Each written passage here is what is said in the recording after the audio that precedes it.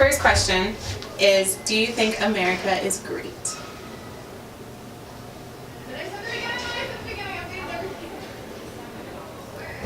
No. Do I think America's great? I have to say, yeah, it's pretty great to an extent. What about it is great? I think that we have more freedom than other countries to do things here, but that's probably the only thing that's pretty great about it.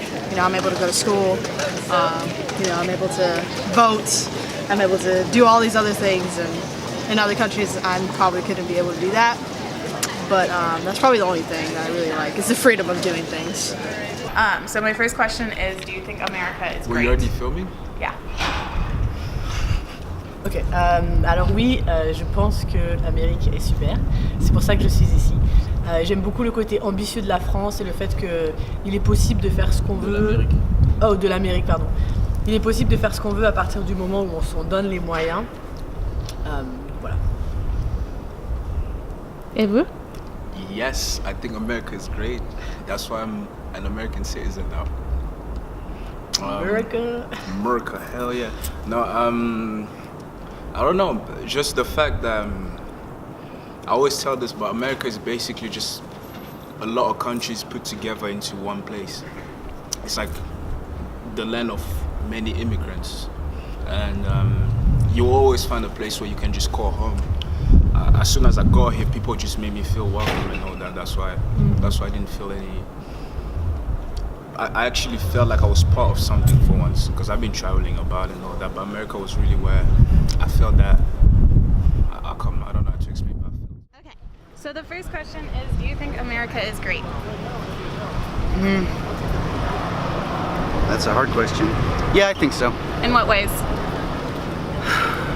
Well, despite all the controversy and everything that's going on, we're still surviving as a mixed group of individuals. Having a heterogeneous society like this isn't easy, and there's bound to be like a lot of fighting. But I think the fact that we've kept it together this long and still have the degree of prosperity we do has to say something for it. All right. So my first question is, do you think America is great? Yeah, America is great. Yeah, depending on how you look at it, in terms of providing opportunities for people who are hardworking and want to realize their dream. Yes, America is great, and I think that coming here, I have gotten so many opportunities to develop myself academically and professionally, which I wouldn't have gotten at home. And so, yeah, America is great. So the first one is, do you think America is great? Yes, absolutely. What about it? Just the people, the culture, that is diversity, education. I think it can be great in some ways, but at the same time, I feel like it's not right now at the moment. What about it isn't? I think that isn't. It's just probably like the social aspect of it, and everyone probably with the election and just still trying to like everyone being comfortable with being like diverse and everything. Okay. Do you guys think America is great? No. No, why not? Current election. Actually, yeah. Good point. Tutti. The first question is, do you think America is great? Yeah, I think so. America is great. Why? Because it's different. It's capitalism. Where I come from, it's socialism. It is great. I like the United States. How about it's a meritocracy? The first question I have for you is, do you think America is great? Not really. No, I don't have a lot of like patriotism, I guess. I've never really felt like the country was that awesome, although I do like some of our developments in like technology and healthcare and stuff like that, but like maybe as far as how we treat our citizens, not that great. Okay. Do you think we can make it great again, or make it great? Probably. But I mean, like, there's so many people that have like this different perception of what great is that you have too many conflicting like ideologies so it's just impossible. This year I began to feel that I had done a deep disservice to myself by convincing myself that my way of thinking is the best way of solving problems and that my perspective on the world was the sole right one. My liberal education supposedly taught me to think in many ways, but I felt that I only thought in one. So I set out to really try and find out how my peers felt about the world around them. I wanted to see whether or not they did think of the world in terms of black and white, or if it was maybe more gray, as mine had become. I didn't want to fight or share my opinions on things, but listen to theirs. I wanted to know if they kept up on international news like me, if they were afraid of their futures like I am, how they feel about the presidential election, that in my opinion has fractured, but not necessarily broken, the United States. Were we really heading backwards?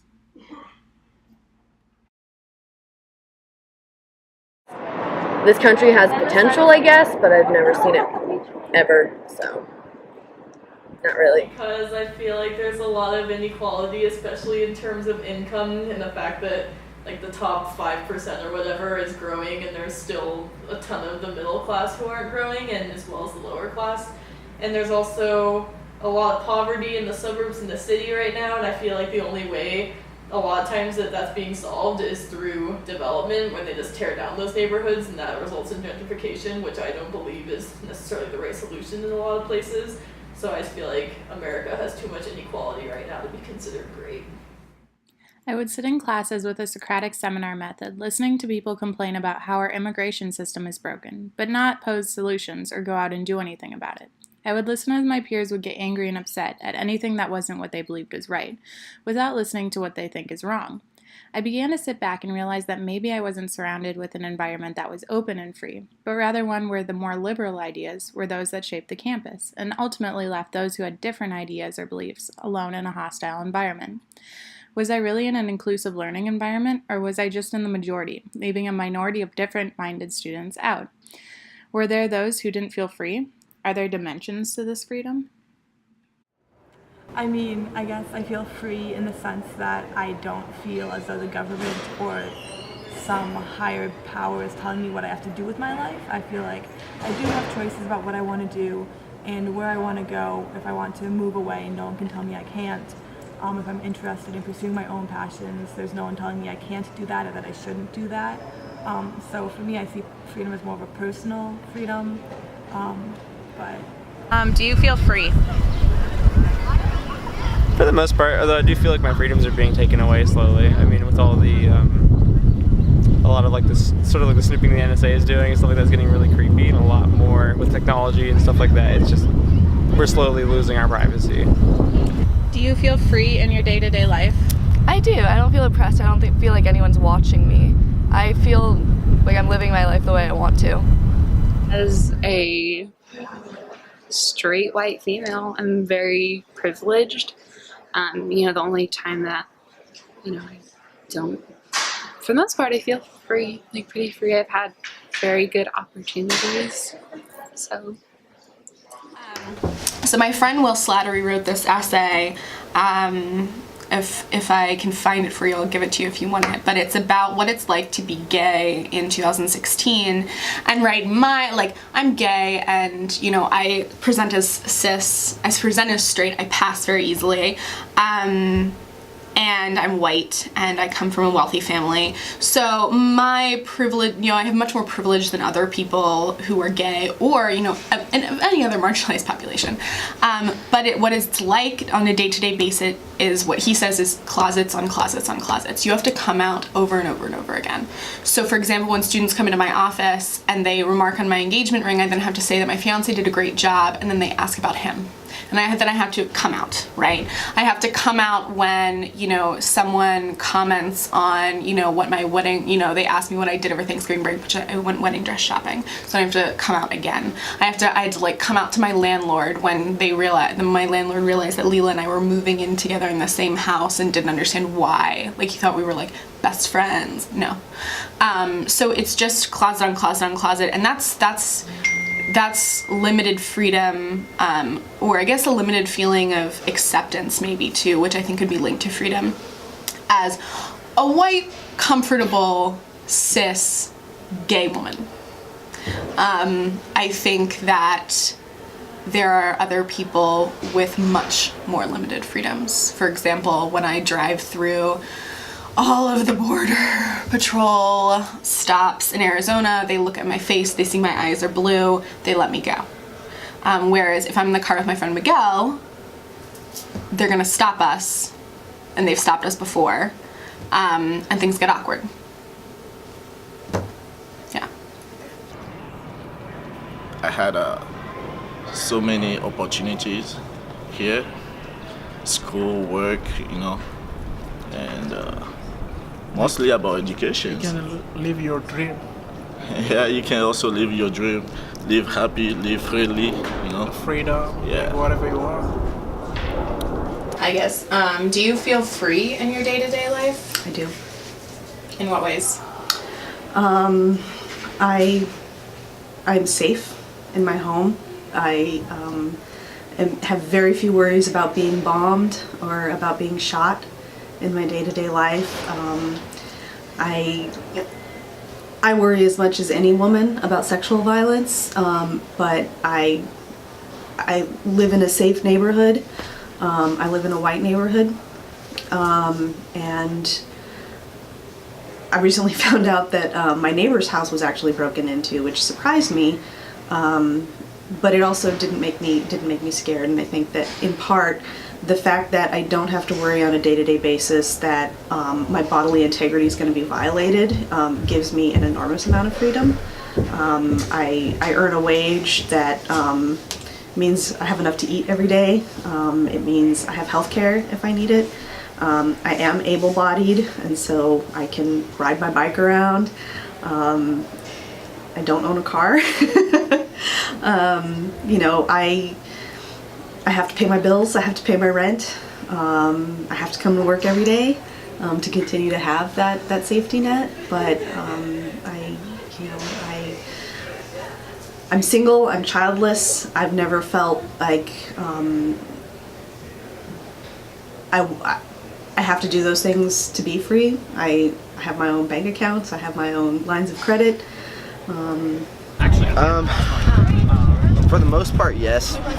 I think that, the whole, I think that we are free, but I think as a society that we kind of push each other to do better and to be better. So, I could live my whole life without a college degree, I could live my whole life without a job, but if you really want any kind of respect from people and you really want what you want, then you kind of do have to work for it. So yeah, you're not really free. You're free whenever, whenever you feel like you have enough money for it, I think.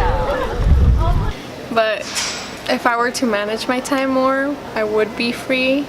And in cases like, let's say like America makes me free, I guess I would say I'm more free because the United States offers more opportunities that I would have here than compared to somewhere like Mexico and something like that, because you can do anything here, and in other places like Mexico, you can do anything you want, but it's just harder to go into it because you won't have the support that you get here.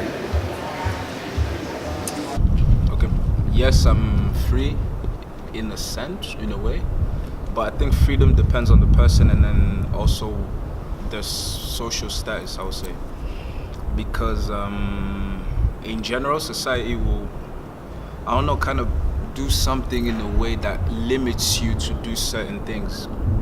So I'm free to walk about and do everything I want, but at the same time I kind of put myself restraints to what I can do because of who I am. Do you feel free? No, Why not? because I feel like the vast majority of the things in my life that should be my choice are predetermined either by rules, regulations, or cultural mores.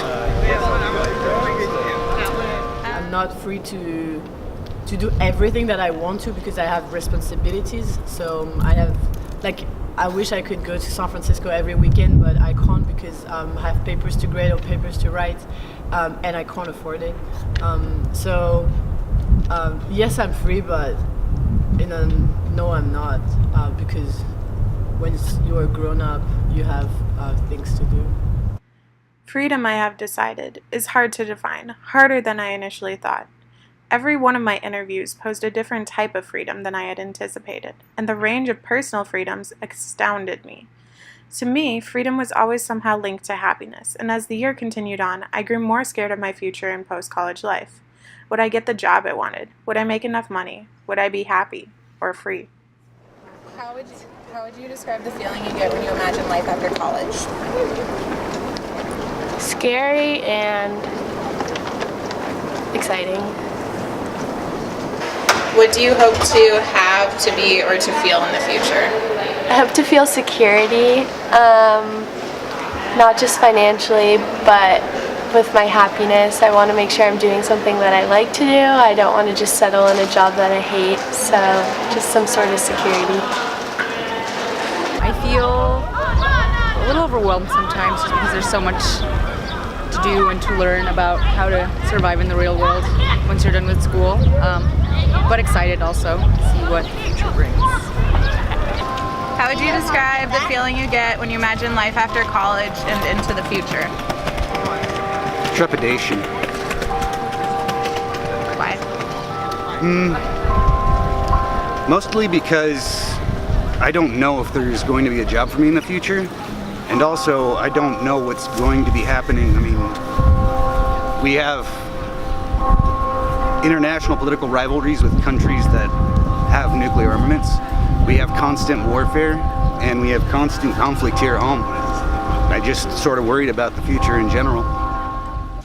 Has there ever been a time in your life when you look around at your friends, family, acquaintances, and realize that you've surrounded yourself with like-minded people? It was going into my senior year in the midst of the first presidential election I could vote in, tensions between nation-states rising, a refugee crisis changing the way people can migrate, where I started to realize that maybe those I surround myself with aren't the only opinions and ideas out there. I began to wonder if it's true that college campuses are often more liberal than conservative because of the exchanging of ideas and the learning about new cultures, about new peoples. Maybe I thought this way simply because I had been surrounded with people who were more socially liberal, and I wanted to know how my peers viewed our generation. I feel as though it's really easy for someone like me to assume that a lot of people are liberal, or our generation is liberal, because I'm at a university. And if you go to universities, that's typically the areas that are more liberal. And so in that regard, maybe, because, I don't know, I imagine that more people are going to the universities. Maybe not for the right reasons, but it's happening. Yeah. It's true. And so I think that might have a slight increase on creating a more liberal society, but overall, I think it's changed not that much. Really? But I do think it has changed. Yeah, I feel like we're progressing to be more liberal in general. I think we're a little bit too ethnocentric to be super liberal. Like we live in a country where we're like, we're the best country in the world, and then we completely disregard everyone else. So it's like, okay, well, we have no knowledge on anyone else. We have no idea of what's actually going on. We're not educated in that regard, so it's hard to be like, we're liberal, or we're changing into be more liberal when we're circulating the same information constantly. And I'm a citizen, but I just feel like I'm not even sure how to I don't know. I feel like there's hope lost. There's just so much conservativeness is not good. There's a point to where it's enough. But now that it's 2016, we're advancing, we're going into 2020, into a new decade, and ending this decade more than halfway there. I don't know what could happen. I think that our generation honestly couldn't care less. I've talked to a lot of people about their political leanings, about what they believe, and they say as long as nothing happens to me, then I'm okay with whatever happens. Of course, that's a very dangerous ideology because a lot of people are becoming complacent with a lot of the injustices that are happening either in America or worldwide. A lot of people, for example, don't care if people are having their rights taken away, or if people are being sort of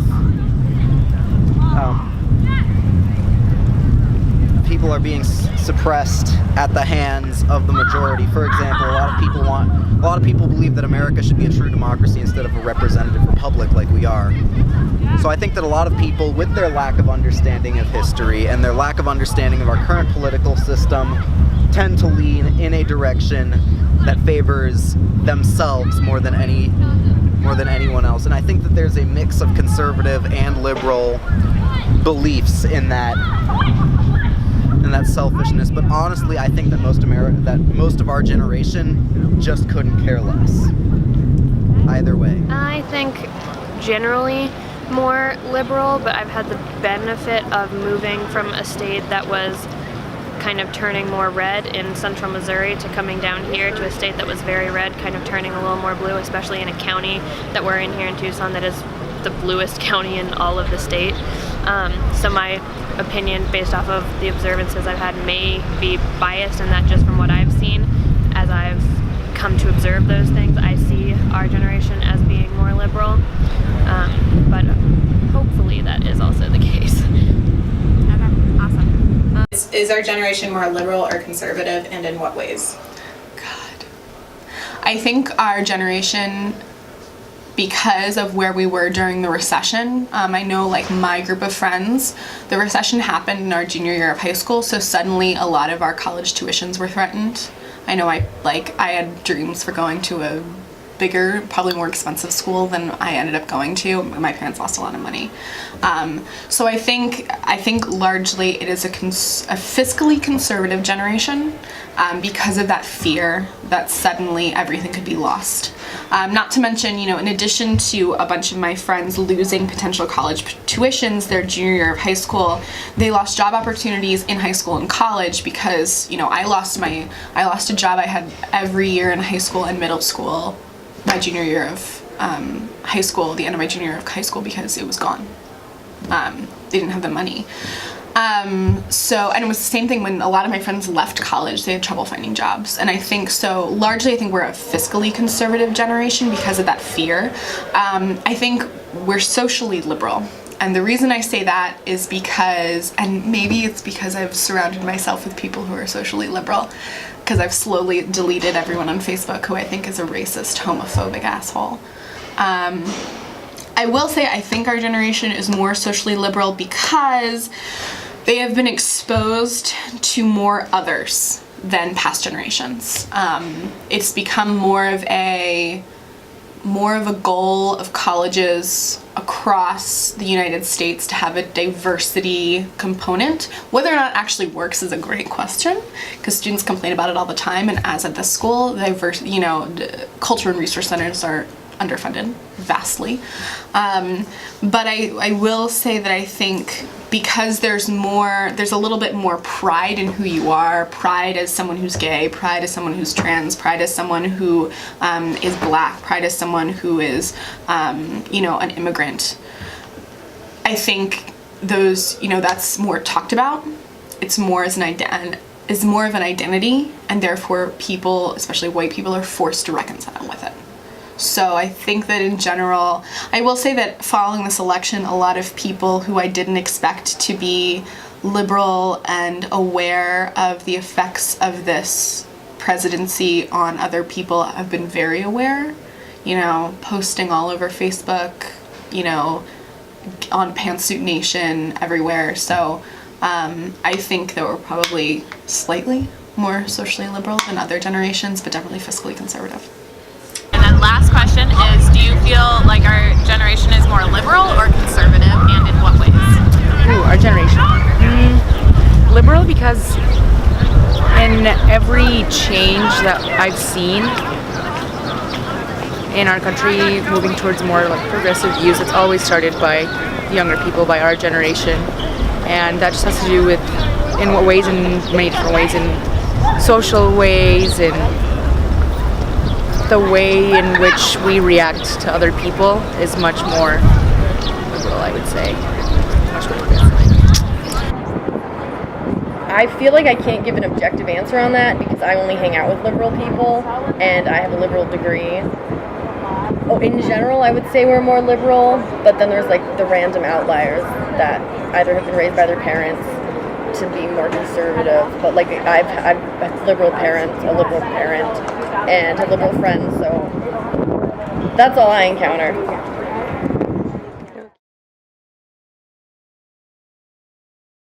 Millennials, or Generation Y, are considered to be those born between the early 1980s to the late 1990s or early 2000s. One simple Google search will tell you that we are the generation of me. I've always laughed at these headlines, calling us self-titled or lacking ambition, maybe even that we are constantly killing things. However, like any generation, we are adapting to the times. We are creating new innovations. We aren't accepting the old ways of doing things. We want change. On Trevor Noah's segment on The Daily Show in December 2016, Tommy Larhan notoriously told Trevor that she was a millennial and that millennials don't like categories, which immediately contradicted her previous statement. One Google search and you see YouTube videos titled like this, "Millennials, the dumbest generation in history?" After interviewing my peers, I decided that no, we are not the dumbest generation, thank you very much. We think about our futures. We want to help people and save the world. We have strong opinions. But we aren't dumb. We are going to be the largest demographic voting in the 2024 election. We're redefining what it means to live as young adults in a fast-paced, constantly developing world. We are millennials. We think different, and that's not a bad thing. When Donald Trump won the presidency in November 2016, it felt to me like everything I had believed in and everything that I had thought was right was now wrong. I woke up the next morning and I cried because I didn't understand how people could choose the candidate that I clearly saw as incompetent, angry, dangerous, and even insane. As the weeks have passed and turned to months, I began to wonder about how long people have been underrepresented in our political and cultural system, and thought more about how the United States has changed what I believe fundamental parts of our culture in such a small amount of time.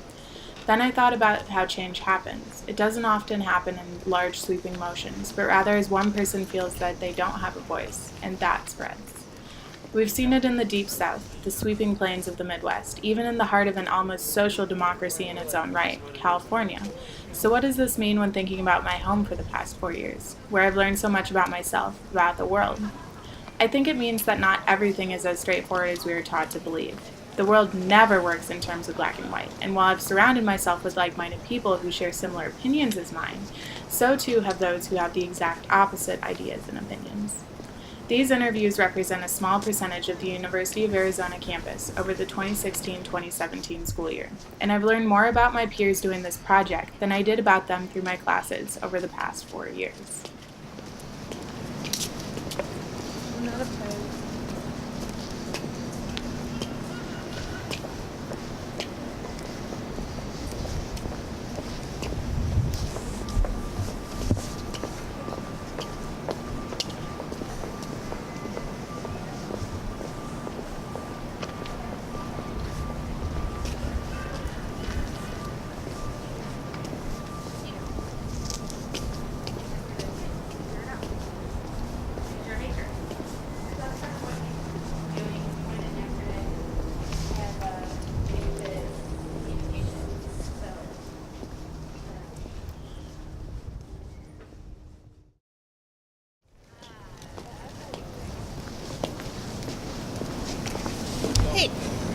I'm working on my honors thesis. Would you guys be willing to answer a couple questions? It should take longer than like 3 minutes. You can say no if you want. Shake hand. Oh yeah. Yeah, I can. Okay. You can stay where you sit. Oh, okay. Oh, wait. Yeah, go there.